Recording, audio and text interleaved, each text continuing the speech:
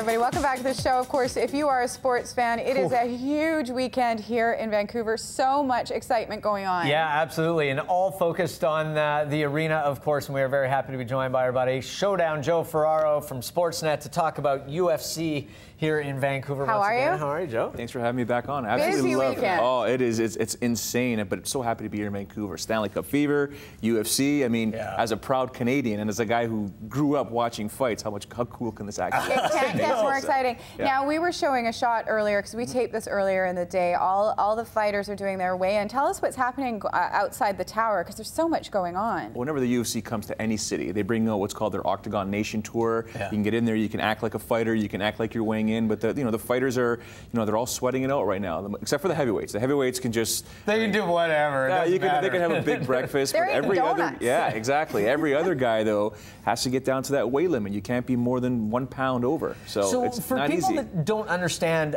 what this day is like for fighters when they're going for weigh-in and they actually have to make weight, what is that process like? To me, it just looks, horrible. This is the only day in a fighter's career that I don't talk to them. I leave them alone. I've been in this game long enough because, you're dehydrating your body completely of any sort of fluids. You basically don't eat for 24 hours, most of them.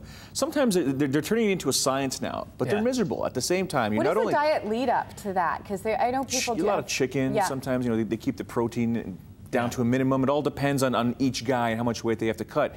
But they're also getting into fight mode. Right? And sentences or paragraphs turn into sentences. Sentences turn into one-word answers. So they're going Stay to away. get cranky for tomorrow. Not the day to be doing interviews with a lot of these guys. You've heard it before. A lot of fighting is mental. It's not just physical. I mean, these guys have the physical attributes to do whatever, but it's also mental. You're scheduled for violence. You're about to step into a cage against another man who is trained just as hard to beat you. Now it becomes a mental chess match. What do I need to do to defeat this guy? And you're not eating anything. You're not drinking anything. So it's... You're going to be a little grumpy. Leave them alone. As you go. What do you think of this card in general? Of course, originally it had Brock Lesnar on it, and I think there was a little bit of disappointment, but then you see who stepped in to replace him, and boy, this main card, to me, this is a great card all the way through, but the main fight is going to be something. You lose the star value of Brock Lesnar. That's 100% natural, but at the same time, it becomes a better fight now because Shane Carwin has stepped up to take on Junior Dos Santos. These guys, between both of them, have 15 knockouts. Yeah.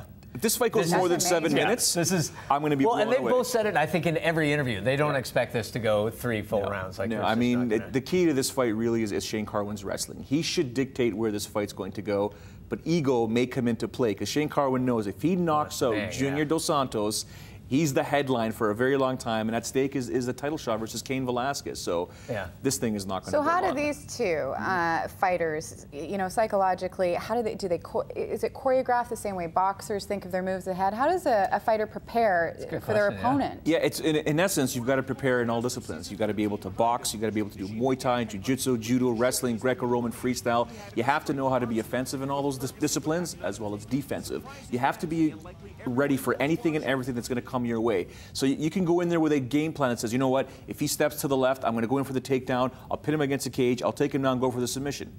It's a fight.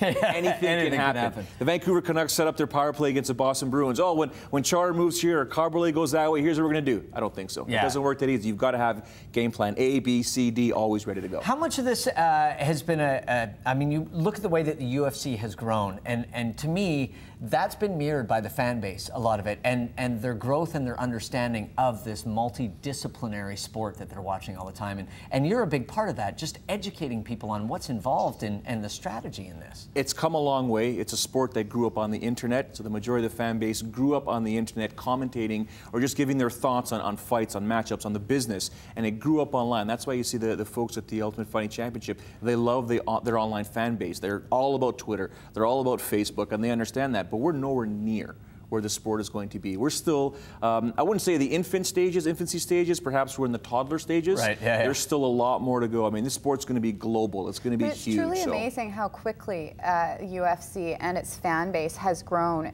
exponentially over the last couple of years, and the fans are just so into it. It must be so amazing for you to see it come this far. Yeah, I mean, I go back to 1996 when I first put on my first jiu-jitsu gi and really wanted to learn the sport. I watched the UFC for 3 years since 1993 and said, I got to learn this stuff. Like, what's this jiu-jitsu stuff? I came from a bit of a boxing and wrestling background. I got to learn this stuff. And now it's just, you know, after the Ultimate Fighter debuted in 2005, it just took the sport to the next level, and now it's just huge. Are understanding UFC fighters more as athletes, because, you know, when people first saw it, when they saw it on television instead of just on the internet, they saw it as something just as a violent sport and maybe didn't look at it as a sport like boxing. But I think people have become more educated on how disciplined these athletes are. Yeah, I mean, you guys are going to have Jason McDonald on soon. I mean, here's a perfect example. This is a guy that's an athlete. You know, I mean, I've been in his numerous training camps, and what this guy goes through to prepare for a fight is insane.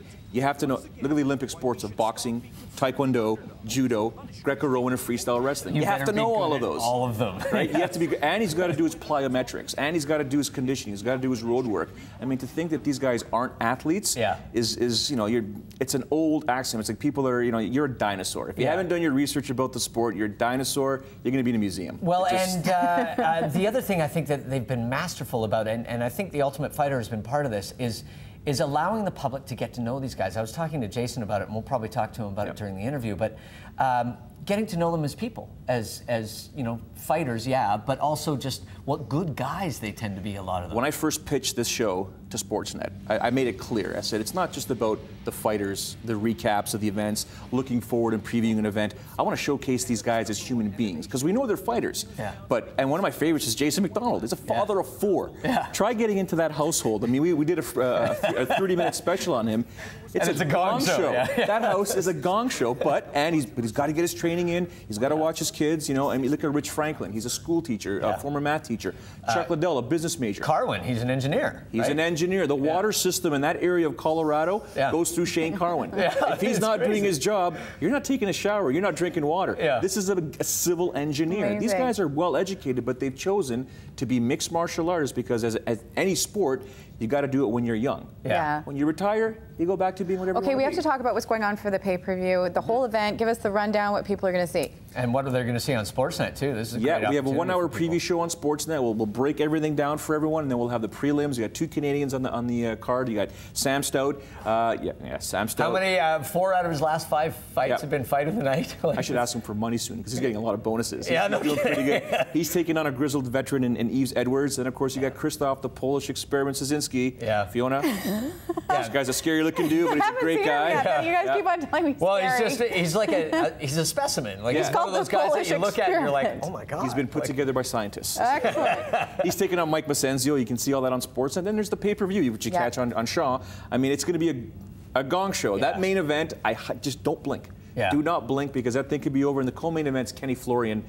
I think he's the first fighter. I'm trying to find out, but I think he's the first fighter to ever compete in 4 separate weight divisions. Started at 185, and this is making his debut at 145. That's amazing. And this is going to be an interesting jump down for him as well, because of course he's challenged at his former weight class. I think he had 3 championship fights, but he has potential to really make some waves. Well, you're right. In the lighter he lost those 2 championship fights. Sean Shirk and then BJ Penn fought for #1 contendership against Gray Maynard, came up short, realized wrestling is the key, but there's also a new division at 145 that he can probably wreak havoc in, and it starts on Saturday night, so we'll see how it goes. It's going to be fun. Joe, thank you. And to everyone, of course, UFC Vancouver 131 is happening Saturday at the arena. Are there still tickets left? I don't even know. Yeah, I mean, there's a few tickets left. I think they're going to sell out. If not, it'll be closed. But it's the Canucks. It's all Canucks tonight.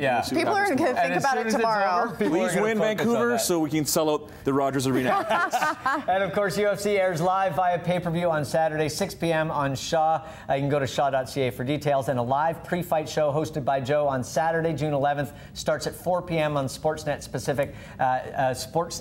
Pacific, and streamed on sportsnet.ca for highlights, breaking news, and inside stories. Tune in to UFC Connected every Monday night and visit the Sportsnet website. Thank you so much. Thank you, guys. Appreciate it. We're going to take a break. When we come back, UFC. Just keep going. He's in heaven. The UFC is here.